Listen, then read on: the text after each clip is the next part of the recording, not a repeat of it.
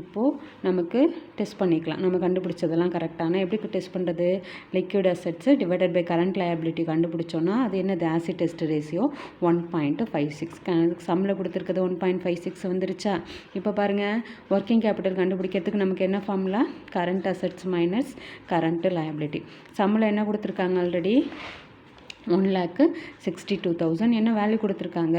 Working capital value சம்மில் கொடுத்துருக்காங்க இல்லையா? 1,62,000 கொடுத்துருக்காங்க. இப்போ நம்ம கண்டுபிடிச்ச கரண்ட் அசெட் எவ்வளோ நமக்கு? கரண்ட்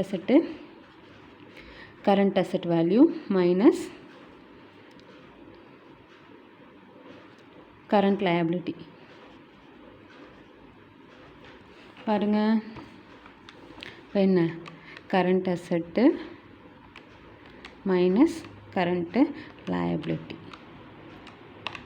நமக்கு ஒர்க்கிங் கேபிட்டல் 1,62,000 வந்துருச்சு. அப்போது நம்ம கண்டுபிடிச்ச current asset right, current liability right, then acid test ratio that is liquid அசெட்ஸும் நமக்கு கரெக்ட். மூணுமே கரெக்டு. நம்ம ஆன்சரே தேவையில்லை, நம்மையே வெரிஃபை பண்ணிக்கலாம்.